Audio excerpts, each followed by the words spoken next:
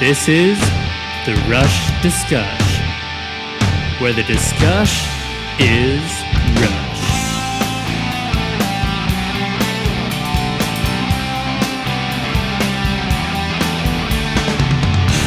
Hello and welcome to a special edition of the Rush Discuss.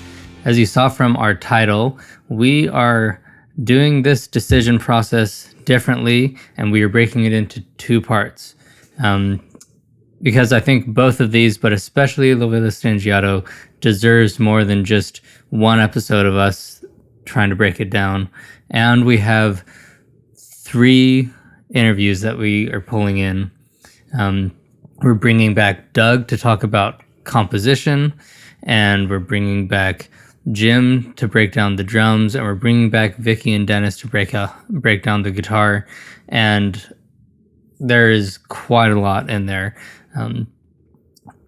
But we didn't want to just, leave people hanging thinking that, oh, well, they really could have talked more about this. They could have. We're going to cover as much as we can, and we don't feel like having to force you guys to try to make your way through a 2.5-hour podcast. Yeah, we figured this would be better to split it into 2 episodes. Two-parter so that we can fit in all of the amazing interview stuff that we got. The first couple I wasn't able to join Adam with, but he had great discussions. And then the guitarist I was able to join for that one. So we are really grateful for everybody that was able to join us for the interviews. And as it helps us kind of get ready to make a decision. Yeah, so the order of these interviews will start off with Doug. He's going to break down Strangiato more and kind of give some more compositional things to think about. And then we're going to go to the guitarists because Dennis and Vicki have some great things to point out about what's going on with these songs and the different textures Alex is using. And then the big one, the big part of this episode is going to be Jim breaking down, just going almost moment to moment through Strangiato, what's happening with the drums. But what's great is he doesn't just focus on the drums, he also brings in some compositional things. And so if you haven't watched the episode before with Doug just talking about composition, go watch that because that'll help you really understand what Jim is talking about as well. But there's some really important things in these interviews that are going to really help you to understand. In the description, I have all of the movements of Strangiato there that you can look at. Well, I have a link to a place where you can see where all the timestamps are. Listen to Strangiato in its entirety before you get into these interviews because you're not going to understand very much if you don't listen to it first. And don't worry, they also do talk about the main monkey business. We're not going to completely overshadow the other track. It's also great. And so listen to both of them. They touched on the main monkey business as well, obviously. Yes. But yeah, listen. But I really need to point out, listen to Strangiato. If you haven't listened to both of these, you'll look at the main monkey business and be like, okay, I've got time to listen to this. It might be 6 minutes long, but I can do this. But looking at an almost 10-minute track, a lot of people will sometimes think, well, I don't have time for this. It's just too long. You have time for this. I mean, hopefully most of them have listened to it before. Yeah, so I guess that's about it, and just dive into all these interviews for today's full episode. Yeah, so enjoy. All right, welcome back, Doug. Glad to have you back. Discussing Strangiato and the main monkey business to help my wife and me decide which one we would pick. So we're bringing you in to kind of break down what's happening musically and kind of what you're seeing compositionally, and see if you kind of expand what's going on, since these are dense instrumentals and there's a lot to pick apart. Sure. Wow. Well, I know La Via Strangiato a little better than the main Monkey Business. Both of them are instrumentals, and they both have a lot of drive to them. I think the main Monkey Business is a more straightforward tune. It's not as complicated. So if you want a more of a straight ahead rock groove, I would go for that one. But if you're looking for, I think like the quintessential Rush. What did I just listen to? I need to listen to that again. I think I've got to listen to La Via Strangiato a couple times, and every time I hear it, you hear something new in it. It's really one of my favorites. Yeah, there was a second one that we did on the channel. Yeah, with La Via Strangiato, that was the one. When I first heard that, from the very instant it starts, it just transports you somewhere else, and then you just on this roller coaster ride, just wondering what's going to happen next. And I love the way that they pull back everything. Yeah, it's got a real static opening. You kind of get the sense of that do-so, tum-bum, bing-bum. Yeah, and it's got such great stuff. The bass stuff, is he playing bass pedals on that, or is he they've got some bass pedals going on. The only bass pedals I've ever seen are on a church organ, and those can put out some bass. But it's just really cool how that song is put together. And then once you get going in that, it's kind of in C, a lot of it. And but that one main riff that keeps coming back, they toggle between a C major chord and then they land on an F sharp major chord. And then they go back to C, and that's what I would call a tritone toggle. And then normally, if you're in C, you're going to go to a G chord and an F chord. You might have a D minor chord or an A minor chord. But F sharp is a major chord. Having an F sharp, an A sharp, and a C sharp are not in C major. And they make that sort of progression work as well as I've ever heard it work before. So, it's so cool. No, that's the bow now now now now. Oh yeah. Bow now bow. So the first chord goes to the next chord, right? Those two chords are a tritone apart, and you don't get the sense that these two chords and these two harmonies can live together. They just played it. It sounds cool. It's not easy to make it sound that nice. So how difficult is that? So like for people who don't understand what a tritone is, what makes going to a tritone a difficult thing to do to sell? It's one of the more unstable intervals that we have. So the most stable interval is the octave, right? C goes up to another C. And then the next stable interval that we have is a perfect fifth. So that tritone, a C to an F sharp, is very close. It's like halfway in between the perfect fifth, which would be the C up to the G, and the perfect fourth, the C up to the F. And then that F sharp is just hanging out right in between those two pillars of C major. Think of G being a perfect fifth above C and F being a perfect fifth below C. And it's sort of its moat, its protectors, and its main bouncers at the club. But F sharp just sneaks in, and because nobody recognizes that F sharp was invited to the party, because it's bringing three different notes that aren't included in a normal C major key, and it can be jarring to go from one to the other. Think of, if you've ever seen the circle of fifths, that little pattern. The C is on the top of the 12 o'clock. And the F sharp is as far away from it as you can get, like it's 6 o'clock on the other side. They want nothing to. They are not good neighbors. But Rush, are very adept at putting those two together. It's just as I've heard it some other times, some using some of that tritone toggle, in some other bands this year. But when I heard that La Via Strangiato back in March, when I first heard it, I was like, holy crap, that was really, really cool.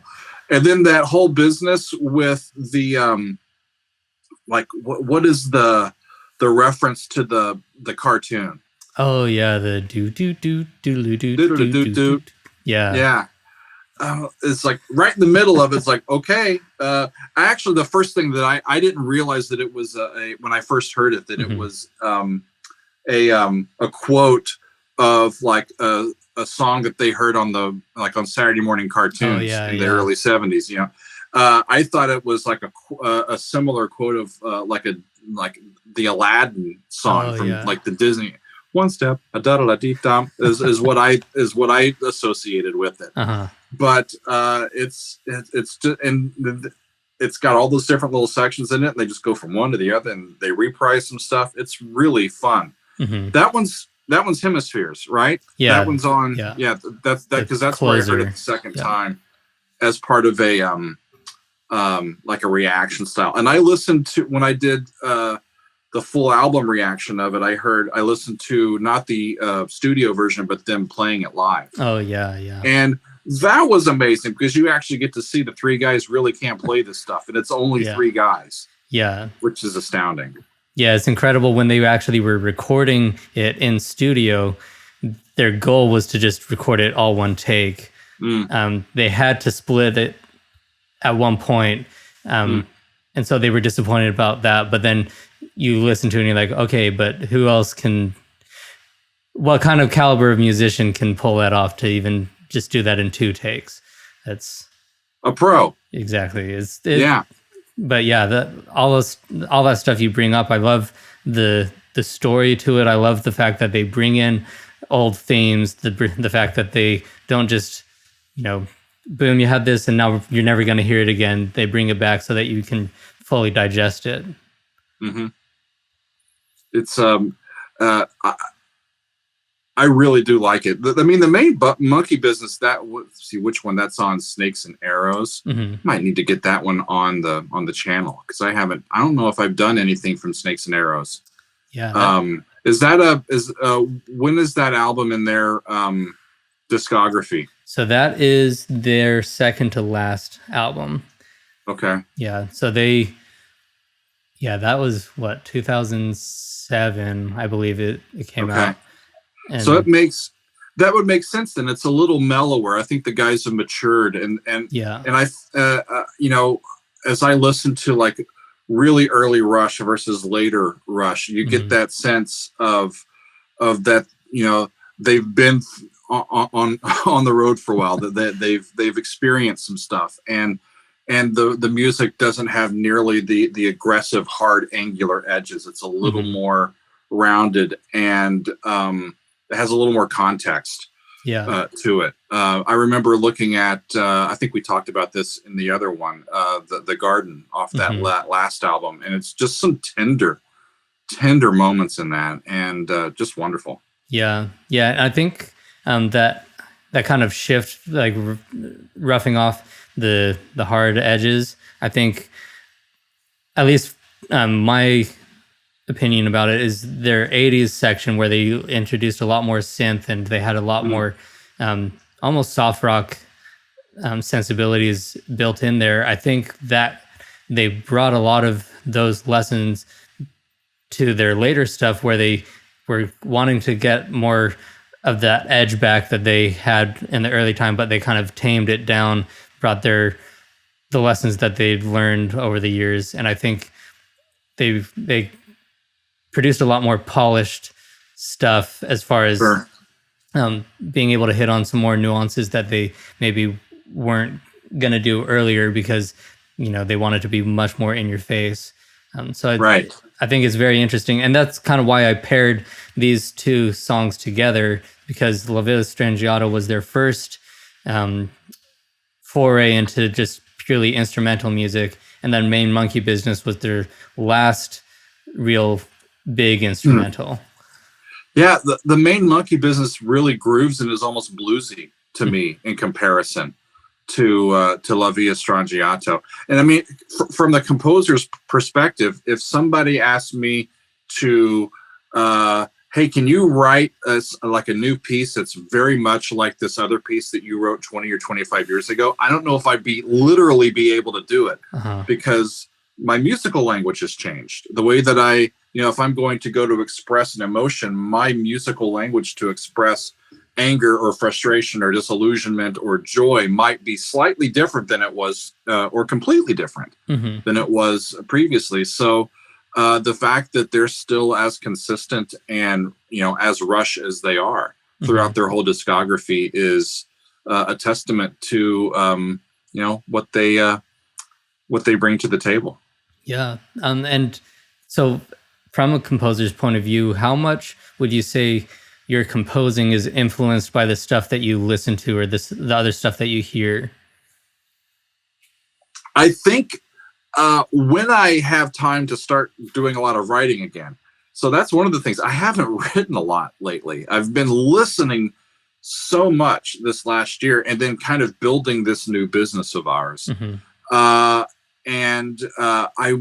itching to get back into writing. And actually, I think this coming year in 2022, I'm going to be the next thing I want to write. I'm going to try writing a prog song. Oh, I've listened to so many of them. I'm like, and we've got a lot of people on our Patreon that are our Patreon members that are like, hey, I'm a drummer. Hey, I can play. I've got a bass. You need a keyboard player. Like, I think we're going to do it. And I might blog some episodes of it so people can see, here's the conception. Okay, here's where I am now. Here's where some themes are, and see kind of how the process goes. Because I have no idea either. I've never tried this. In this way. I mean, I've written some stuff for guitar, but it's always been, every guitar player is different. Do you write an actual like notated chart for them, or do you write a lead sheet with chords, or do you give them a tablature? I mean, every player is a little bit different based on how they've been taught. Yeah. So it's going to be fun to try. As far as being influenced by it, they've broken down. Not they. Who do I mean by they? All the bands that I've heard this year. One of the things that has been kind of driven home into me is how true it is that the rules are there are no rules when it comes to making music. Try it. You things that I thought, oh, that's probably not stylistically correct. Who cares?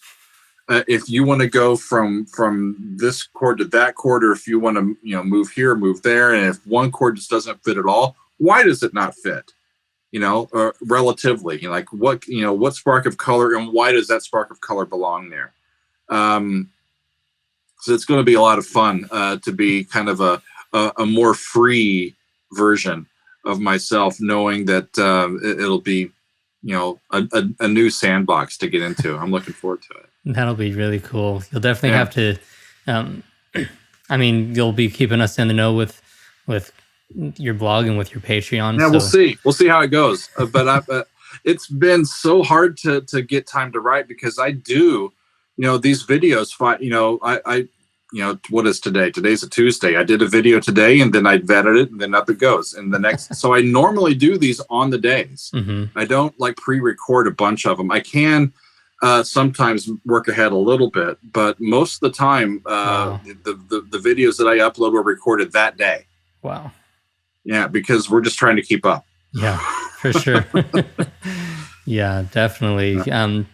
Well, thank you so much for helping us kind of break down some of these things and giving us more to listen for when we listen to these tracks. There's always more that we can learn, and I think having someone like you who can, you just speak the language of music so well and can break it down so easily for us. I think, I know I'm going to be listening to these again, kind of thinking about the things that we've talked about. So thank you so much. You're welcome. I'm really happy that people are taking what I'm doing and they respond to it and appreciate it.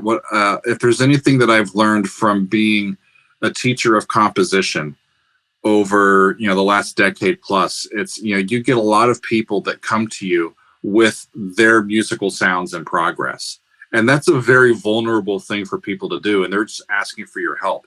And so the true test is to try to react to these sounds that you're presented with no judgment, and just trying to understand them and trying to help folks make them better if they want to make them better, or to further explore the sounds that they're working with. And over the years, I've developed a skill of talking about music and kind of quantifying it and it's something that I very much enjoy. So I'm thrilled to be able to dive into all this great music and to share my thoughts with folks. And it's we're gonna keep at it, so it's gonna be fun.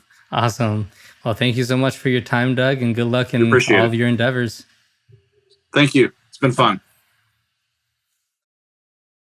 So, Vicki, if we could start with you, same thing that we did before. What stands out to you as far as what Alex is doing with these tracks?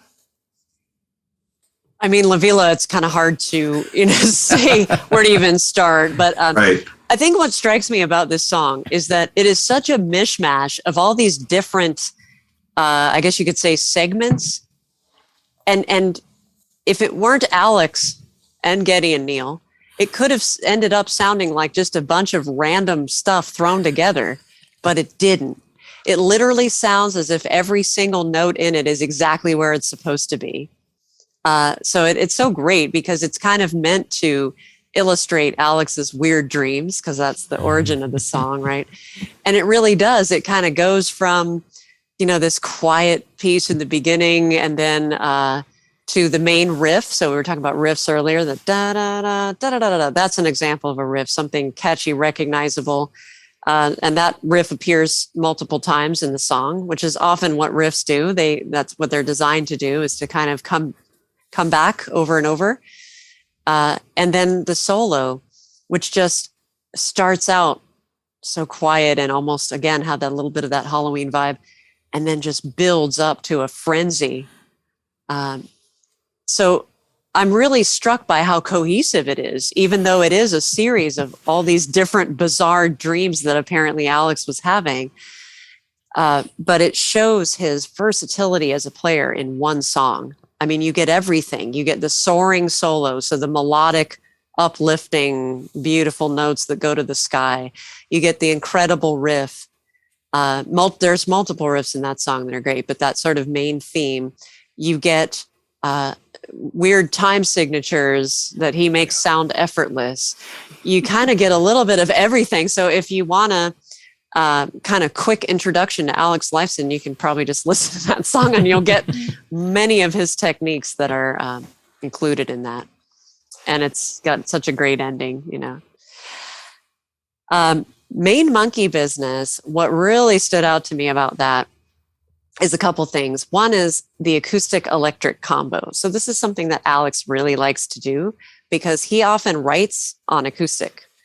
And he talked about a few times how he and Geddy have often sat down with acoustic guitars, and that's how they come up with some of their initial ideas.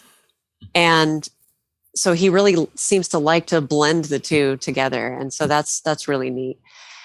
The other thing I like is that there's kind of some long drawn out notes in there that are sparse. And so it's kind of similar to Leave That Thing Alone, like the main riff and Leave That Thing Alone is kind of the same thing. It's got not too many notes in it, but they're kind of drawn out a bit. So that's sort of a signature Alex thing. But my favorite thing about Main Monkey Business is the absolutely beautiful solo that seems to come out of nowhere. It's like you don't expect it. You're listening to the song, it's kind of going along, and all of a sudden he just bursts into this amazing solo, and it's haunting and it's kind of out of the blue. And just like La Villa solo, it soars. And then all of a sudden it's really heavy at the end and it kind of gets into this heavy riff. So it's a very surprising element of the song. It just, if you hadn't heard it before, you just kind of do a double take, like, oh, there's this great solo that's coming out of nowhere. So great song, both of them. Thanks. All right, Dennis. Yeah, I agree with everything you said about the Main Monkey Business. That's might be one of his best solos. It just because of the way he starts it. It's like, I was listening to it the other day, and it's like, it sounds like, or it makes you feel like you're flying, I guess, because it's long, these kind of extended sort of sustained notes, and then it builds and builds. And then, yeah, it's a real kind of heavy ending to it. So yeah, you're right about that. I love that solo. And again, what you said about the acoustic electric kind of combination there. And I think too, on the acoustic parts, he's using some open string notes there too, which make it ring out more, which is also something that he does everywhere. That's really a main part of his style. So Definitely. That's a good one. And La Villa, there's again the solo on that one. I guess the first solo is probably one of his best. I mean, especially if you take the exit stage left version, he just rips it up. It's great. But at the beginning part, he's using volume swells. Which I took, which was difficult. I took a lot of time trying to learn how to do that, and it's tough to get that. It's tough to get that down, but when you do, it sounds great. It has kind of like a violin sort of sound to it, and he also does. There's a couple places he does. It's like I guess it's called a pre-bend and release or something like that. And there's one part, and I wish I could explain how it went, but there's one in particular that I really love. It's very kind of emotional. He really makes the guitar kind of sing at that part. So that solo I like a lot. You mentioned the time changes too. That's really cool. Like the sort of, the monsters theme in there, right? And they play it, and then there's a part where they play basically the same notes, but it's in a completely different time signature. It's like in 12/8 instead of 4/4, something like that. But it sounds really cool that they can transition into that. And then there's other parts where they'll play the chords as single notes, and then they'll play them, as chords together, and then back to the single notes and whatever. And then, all right, here's one other thing about that song. And my guitar teacher, when I was taking lessons, he said that it's kind of like the descending, it's like chromatic descending chords. Mm-hmm. And he always said, "Oh, that's big band music right there." Mm-hmm. And I would tell that to people, and they'd think I was crazy. But we know Neil had a big band influence to him, and I think he even said somewhere that that's in there. So I think that. There's even like a little break of like bass and drums or whatever. But I really like that part because it's fun to play. It's fairly simple, but it's really fun to play. And it's cool to think that they had this influence that was way outside of anything that anybody else in rock was doing at the time. So yeah, there's so much about that song. Like that's one of my favorite Rush songs ever. So I'm kind of biased towards it, I guess. And I think it should win the whole bracket. Well, yeah, we could have an entire episode just for that song. We definitely could.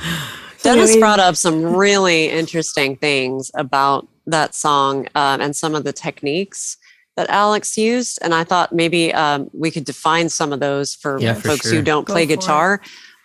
Because I think, Dennis, everything you said just really underlies how many different techniques Alex was using in that song and just everything he's capable of. It's amazing. Right. But for those who are not guitarists, volume swells just means that you play a chord or a note and you swell your volume pedal or your volume knob. So our guitarist does it with a volume knob, which is even harder. Yeah. Yeah. So he does it with his hand, and it's amazing to watch. But typically Alex uses a volume pedal. So it's like you swell it back and forth like that. That's what that means. Mm-hmm. The other thing that Dennis brought up that was really interesting was open string notes. And for non-guitarists, what that means is the guitar has 6 strings. And if you play each one without doing anything with your left hand, so you're not pressing down on any notes, you're just leaving that hand alone, and you're just playing the notes that the strings themselves without pressing any notes. That's an open string. So Alex does a lot of that, and he does also a lot of alternate tunings, meaning that he tunes the guitar in different ways so that he could play even more open string notes without having to press things down with the left hand. And then Dennis also mentioned the pre-bending, which is, I hadn't even thought about that, Dennis. So it was great that you brought that up because he does that actually a fair amount. So a bend is when you take well, actually, do you want to explain pre-bending, Dennis? Sure. So like you're saying, so the bend, you play the note and actually bend the string so the tone goes up. With the pre-bend, before you pick the string, you bend it and then pick the string and release the bend so it goes down, and it has like kind of the way he does it has like sort of a crying sound. like it falls, and it's really cool the way he does it in La Villa. Yeah. Amazing. Mm-hmm. Yeah, it just blows my mind. Yeah, because it's hard enough to bend a string and get it accurate, get the right note Right. when you're going up to it. But then to do that before you even hear what the note is and be accurate at the top of that bend is just, it just is crazy to me that just how much he must have practiced to just be able to do that in the moment as he's soloing, and just letting his emotion guide it, and to not even have to think about, oh, am I gonna be hitting this right? But that he's just so into it that it can just come out like magic. Mm-hmm. Yeah. Everything comes out like magic. I know, it really does. That's so true. That's a great way to put it. Everything he does comes out like Man, magic. I learned a lot about these songs today, though, because they're so complex. Of course, there's more and more and more you could learn, but I am really appreciative of you guys bringing out those things that I'm going to go back and listen to even harder now. It's good. It's good to our listeners, hopefully, that you guys learned something too. Thank you so much, you guys. So, Jim, what are things that, from a drummer's perspective, make this unique? Well, I think, first of all, thank you. I'm excited to be back on the show. It's so much fun for me. La Via Strangiato is my favorite instrumental of all of the Rush instrumentals. It's very, very difficult to pick a favorite, but this is actually my favorite one. I think that this one has just generally, just from a musical standpoint, a lot of complexity. There's 11 or 12 different movements. I can't remember off the top of my head now. In it, things change. They're going to repeat themes and phrases, just like you would like in a classical piece. And the virtuosity of the playing is just kind of off the charts. I know they recorded this in 3 takes because they were really stretching and going for something that was challenging for them at the time. And I think that's really awesome that they did that. And I think from a drumming perspective, this song really showcases Neil's ability to compose on the drums. Mm-hmm. And it's showing his chops in a major way. It's, the studio version. And when I say the live version, like on all of this, in my head, I'm thinking the version that is on Exit Stage Left. Oh, yeah. Which is the very first time that I heard this was from Exit Stage Left. So whenever you guys hear me say live version, I'm thinking Exit Stage Left. But Neil is always so precise and so clean. And just to be clear, precise doesn't mean without feeling, right? It means he's very accurate and articulate in what he's playing. I think Neil has played with a lot of heart and soul. You could feel it and you can see it when you watch him too. Yeah. So I mean, generally that's kind of what I think about this piece. But when I look through it, and I do have when I was younger, my mom bought me this book called Drum Techniques of Rush, which is a drum transcription of many of their songs, like quite popular songs and a little bit deep cuts. But thankfully, La Via Strangiato was on here, and man, this is just like a killer to just to just read the music, and to see what he's doing. He's incorporating everything from a lot of 16th note hi-hat work. He's opening the hi-hats. He's accenting when the music accents, especially like the part, I think it's in the Strangiato theme, where the guys are going da da da da da da da, right? He's accenting that da da da on the hi-hat. So they're really playing together, and I think that's a really awesome, compositional thing that he's doing there. We got the signature Neil ride pattern in there that he's played on many, many different songs. He's playing that too. And one thing that really sticks out to me, it's at the beginning of movement 4, It lurks in Wonderland. And just so you guys know, I'm not doing all that on top of my head. I'm reading the music chart, which is the beginning of, I think that's when Alex starts his solo. Yeah. They switch. Solo, right? Yeah, I think that's his first solo, right? Yeah, there, yeah. But they switch from 4/4 to 7/8. And the switch that Neil does, he's still playing kind of the same kind of part. He's had to change it up a tiny bit, but not really a lot. It's not drastic, which I think is a great little compositional trick that he did there. So he's keeping the same thing. They went to a different time signature, and then he plays that whole thing in 7/8. And it's just beautiful what he does, I think. He adds more, Neil adds more excitement as Alex gets more busy, and I've listened to the studio version a few times before this because I wanted to refresh my memory.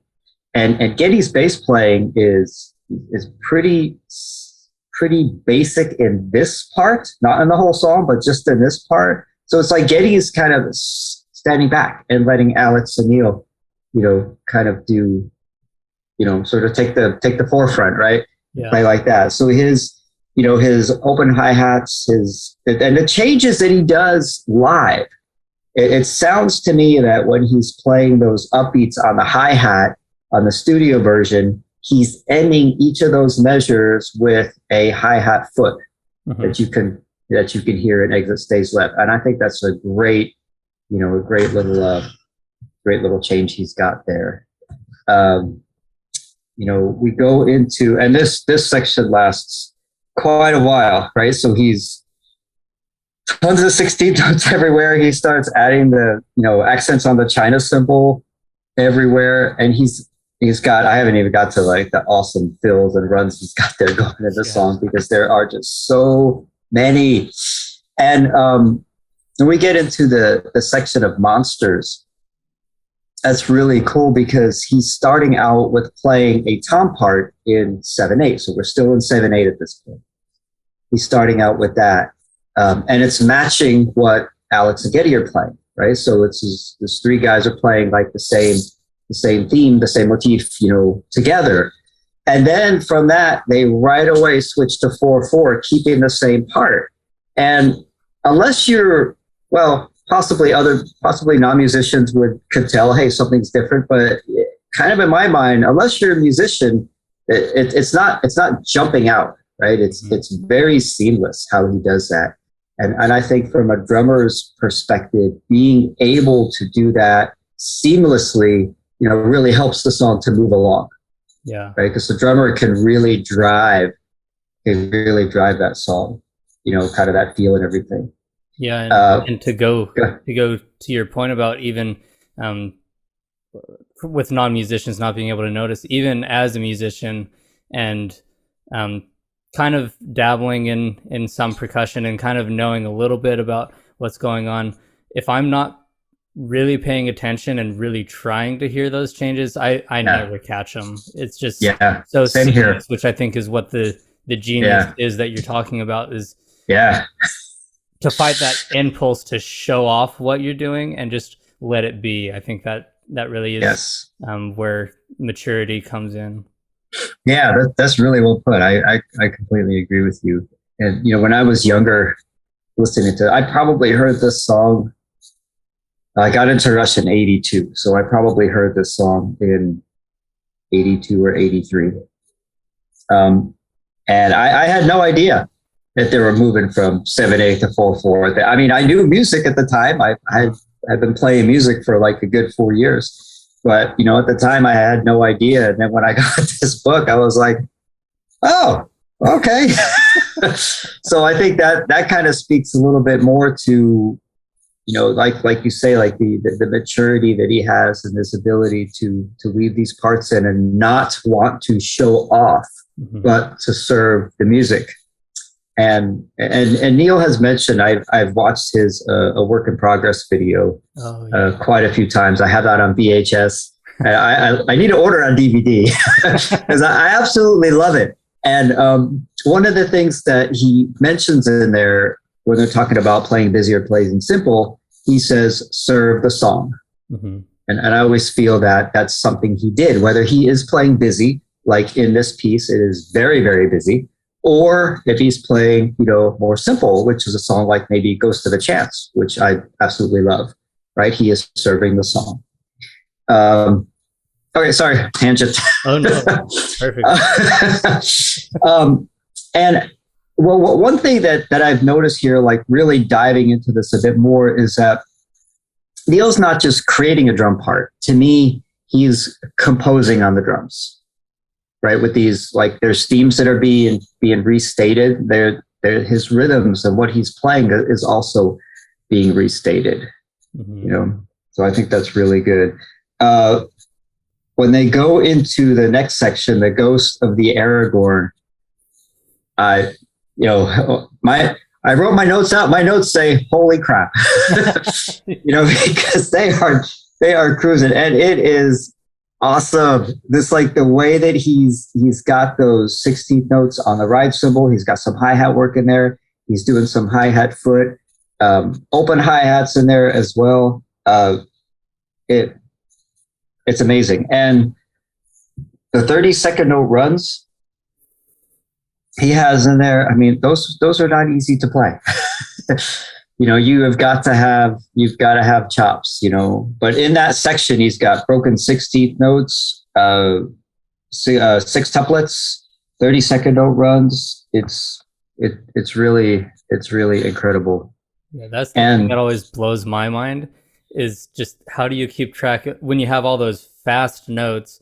How do you differentiate between them? And right. If you're doing a fast triplet versus 30-second notes, like 16 right. triplets, how do you maintain the purity of those divisions while not making it all sound like garbage? Like mush. I mean, I know, like when I play, I always have something, and I got this from this term from a drummer, Billy Ward, who's a fantastic player. I had the pleasure to meet Billy and to talk to him. He's a very, very nice guy. Really, really awesome player. Tons of chops. Plays with tons of feel.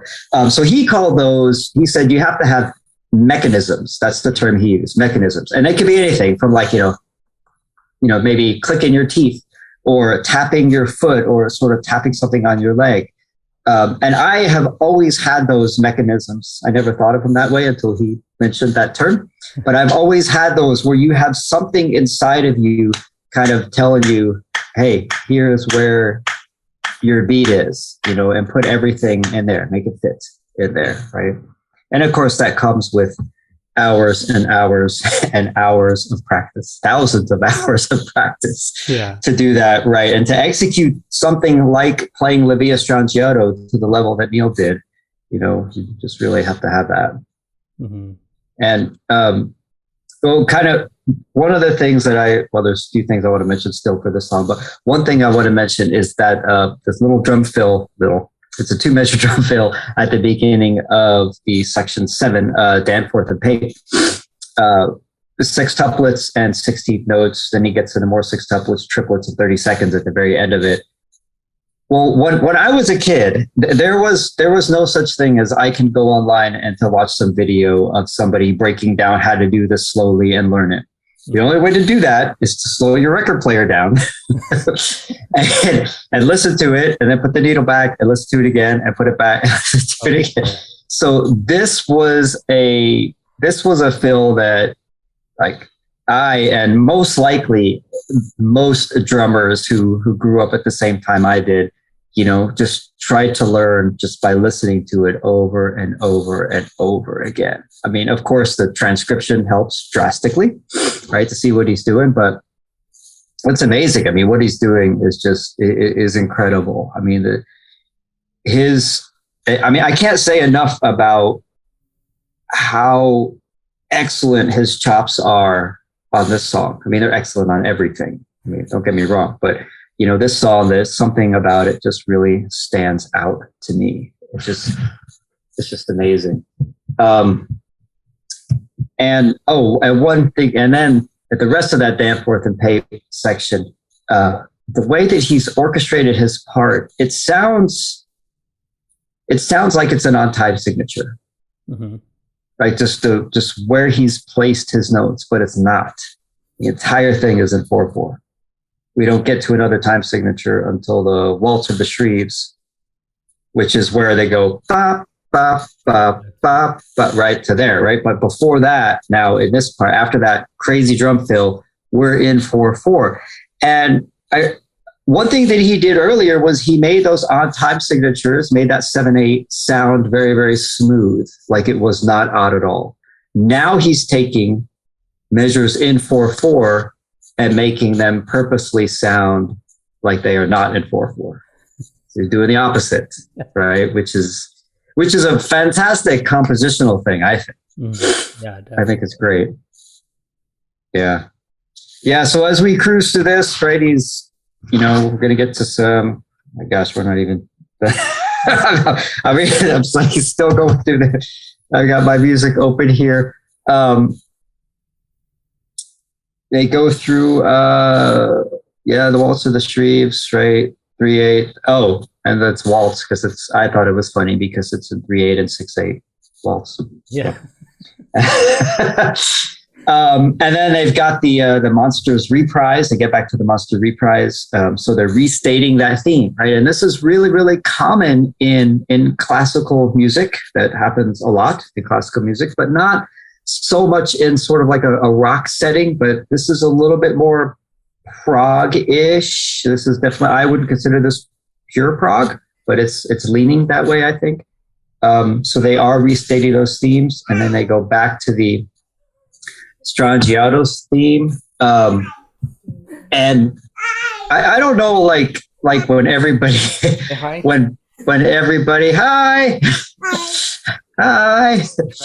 when all you guys who are listening hear this, but when they get to the reprise of the Strangiato theme, that is so exciting to me. I just, kind of want to jump out of my skin because now here we're restating a theme from the beginning. We've been through so much, and now we're coming back to that, and it's just really, really exciting.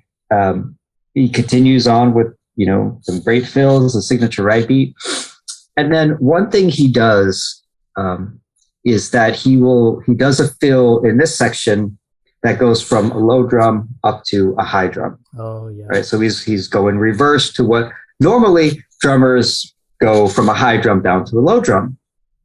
And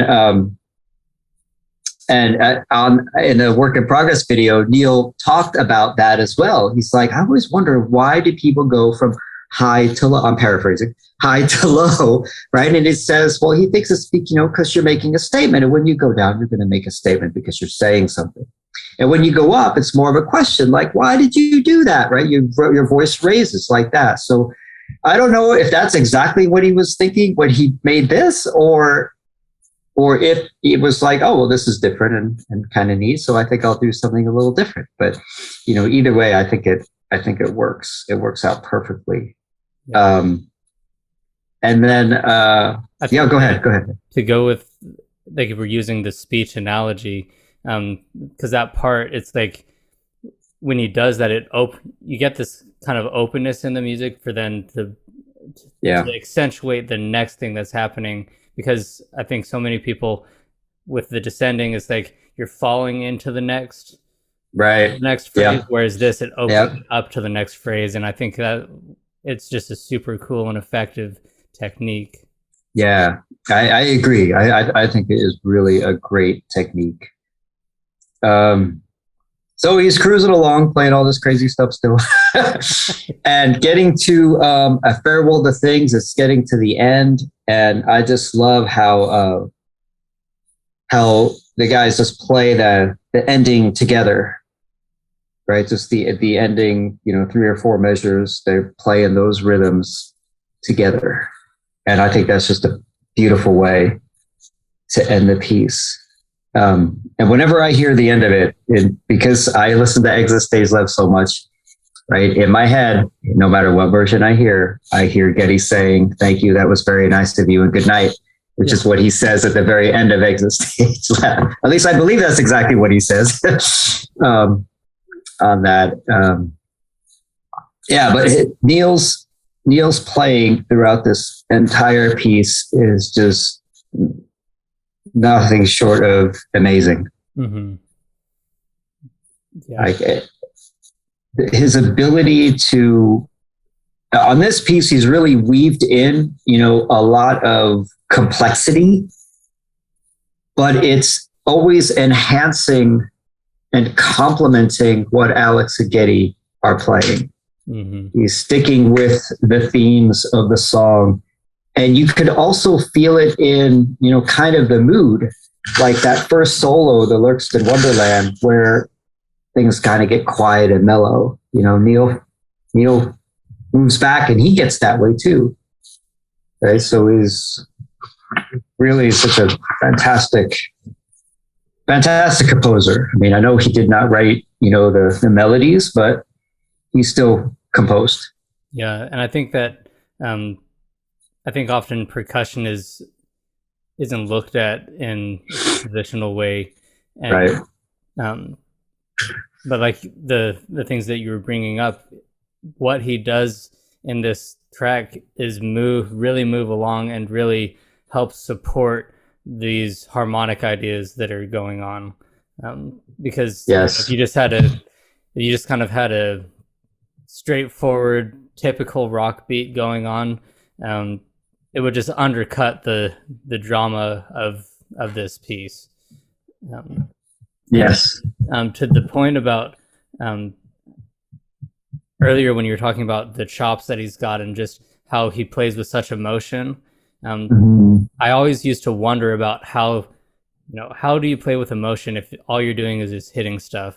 And, but then it really clicked when I got into music production and I would do MIDI stuff and just put in like drum rhythms just for the computer to play. And so the computer would play exactly what you put in, it's perfectly on time and just doing whatever was written. But then when you contrast that with what an actual player can bring to it, even if they're being as precise as possible time-wise, there's just that human element that you don't get from the computer. And that's when you start noticing how you can emote through the drums. And so it was really eye-opening when I started seeing that. Yeah, that's cool. That's a great description. I'm glad you went through that. Yeah, you're right. I completely agree. Yeah. So La Via is just, it's awesome. Yeah. I mean, for the best, me, man. It's always been my go-to. If I wanted to show off, like, this is what Rush can do. If you don't think that, if you can't get past Getty's vocals, at least try this. See what you think about this. So now let's go to the opposite end of the spectrum with Main Monkey Business. Because the reason I paired these together was because I thought it would be interesting to compare their first and their last. Because even though we don't know exactly the order that everything was written in on Snakes and Arrows, this is their last, I guess, long form instrumental. Yes. And so before you dive into some of the things that I noticed and listening between these is just kind of is how much they've been influenced by all the stuff that they've done over the years. And not that they have lost any intensity, but I think they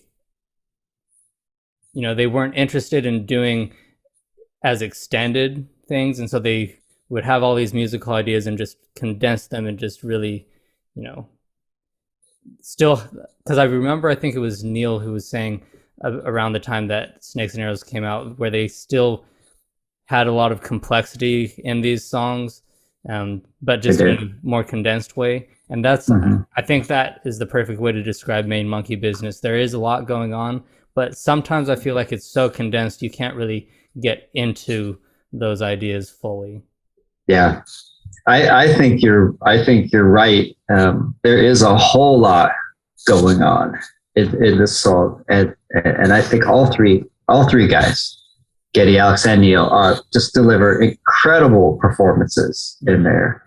And I think this song is challenging. I can imagine that it was challenging for Neil to come up with a part, because now I'm guessing. So everybody listening, I'm guessing on this part, right? Now it is a mid-tempo piece. I'm not guessing on that. I know that it is a mid-tempo piece, but the mid-tempo stuff is, I think, a lot more challenging to create meaningful parts than something that's fast or something that's really slow. Right? Just sitting in the middle, because you want it to be interesting, you want it to be exciting, you don't want it to be kind of boring, because the mid-tempo has the ability to be really awesome or really boring. Yeah. And I think these guys really added a lot to this, you know. And these patterns, what Neil plays on this I think this is another fantastic example of him composing on the drums, like with everything that he's doing. He plays this tom rhythm with the snares off is how, when the drums come in, is how he starts it, and that rhythm gets repeated throughout the song. Right, so it's something that fits. It's something that fits really well. He throws a lot into it. Changes things up when there's a little bit more of the guitar being in front, but he's always still keeping that same, you know, kind of that same vibe. I think with this song. Yeah. You know. And again, moving in different time signatures, right? We go into 7/8, and you know, they like to do that. Now, at one point here, they go 7/8 to 4/4, 7/8 to 4/4, 7/8. It's just back and forth between 7/8 and 4/4. So you know, his ability to go back and forth and to, you know, sort of marry those different time signatures and not make them sound herky jerky. That's great. That is great composing on the drums. What else does he do? He does so much here. His hi-hat work continues to be fantastic. I thought his hi-hat work on Test for Echo was just amazing, and on Snakes and Arrows, the whole album, he continues that.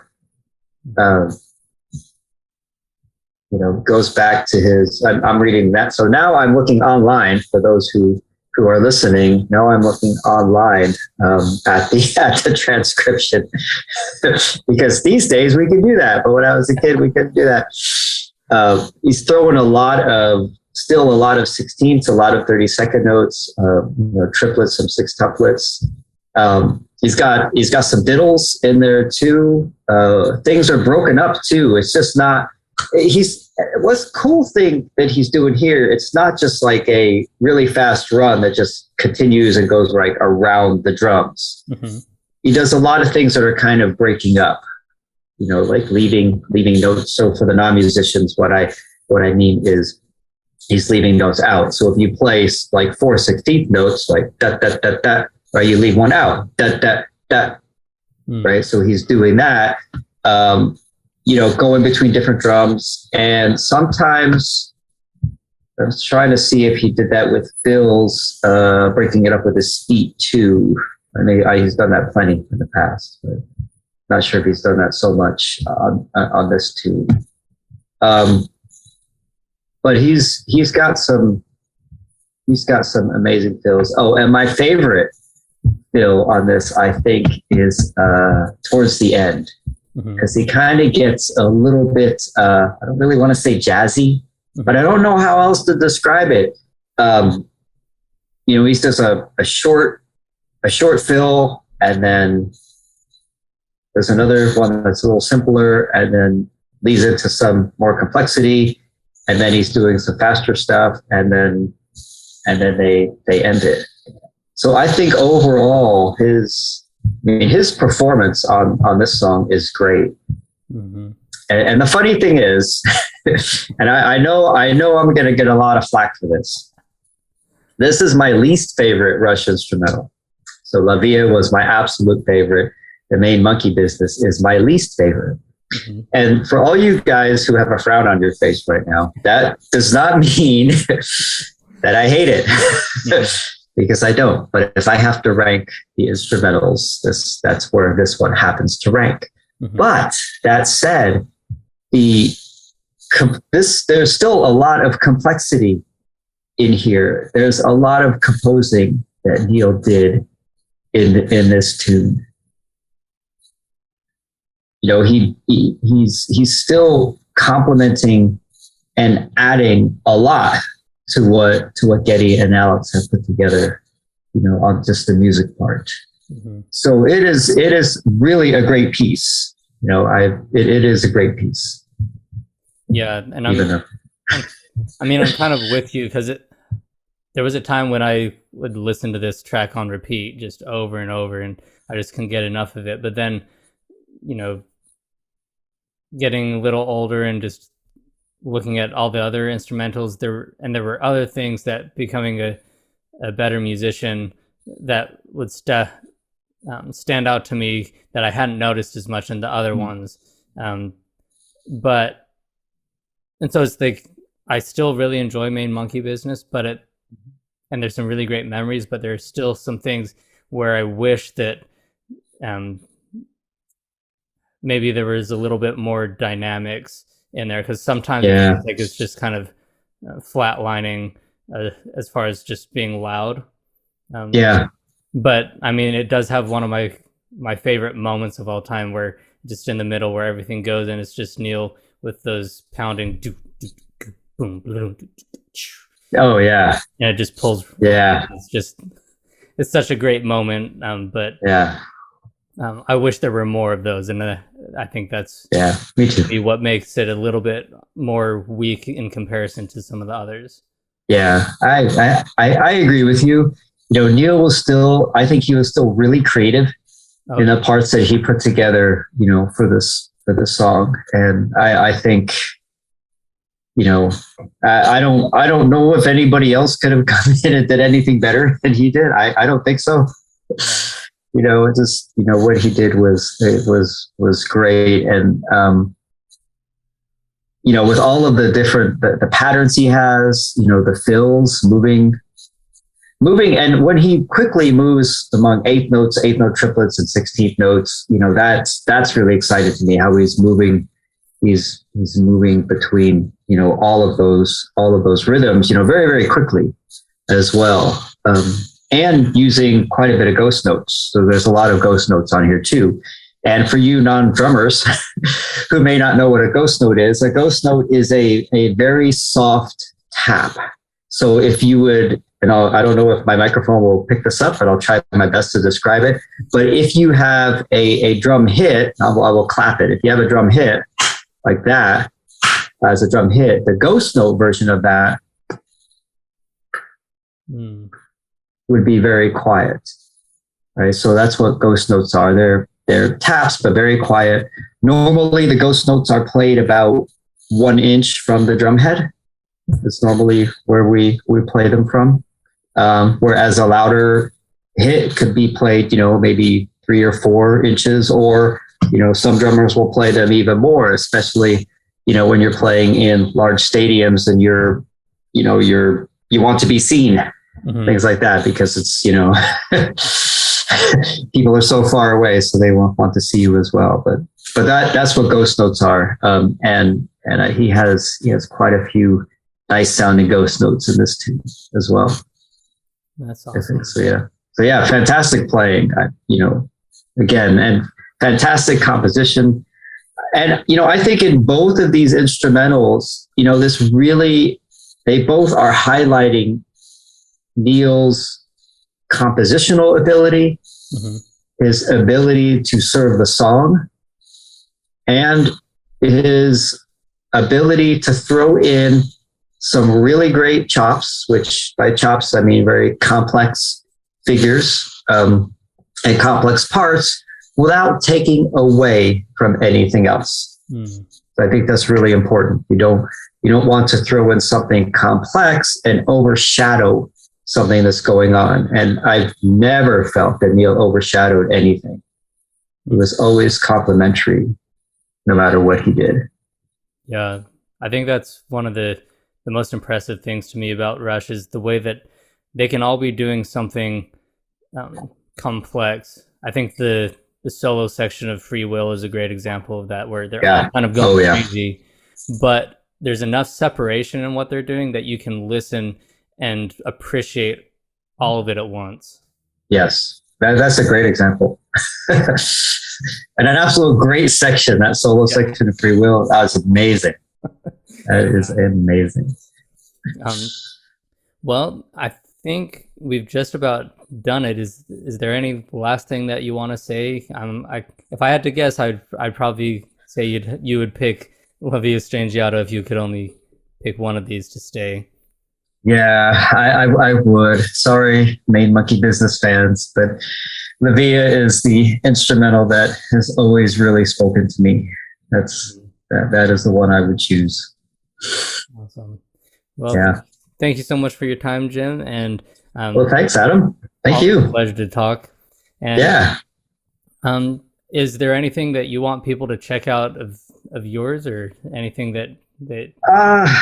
Well, you could. For me, really the only thing I've got is myself on Instagram. My handle is I think my handle is Jim.drum. I hope it is. You can go check it out. I do have some short videos up there. I have not recorded drum covers and things like that, but just short videos of me playing a few things. So you could kind of check that out, and it's all drum stuff and some stuff of Neil and some pictures of some other drummers that I love, like Jeff Porcaro and Pat Torpey. Got them out there too. So yeah, check it out. Perfect. Awesome. Thanks so much. And I'll get that information in our show description so everyone can awesome. Check it out and follow you. Cool. Thanks. Yeah. Thanks so much. Yeah. Thank you. It was awesome. All right. Thank you, everybody, for all the time that you set aside to talk with us about these wonderful tracks. Now, this upcoming Tuesday is when we will have our decision to make. Yeah, our battle episode based on everything we've heard in these interviews, and then what me and Adam bring up, we will decide in Tuesday's episode of battling between these two songs. But yeah, that was really helpful. All these interviews are really helpful, and it's just cool to dig into Rush like that. Yeah. And so feel free over the weekend to come at us with what your pick is, and we look forward to having you hate us in the comments about whatever it is that we pick after that episode. But until then, hang on the edge of your seats and wait for the next episode of The Rush Discussion.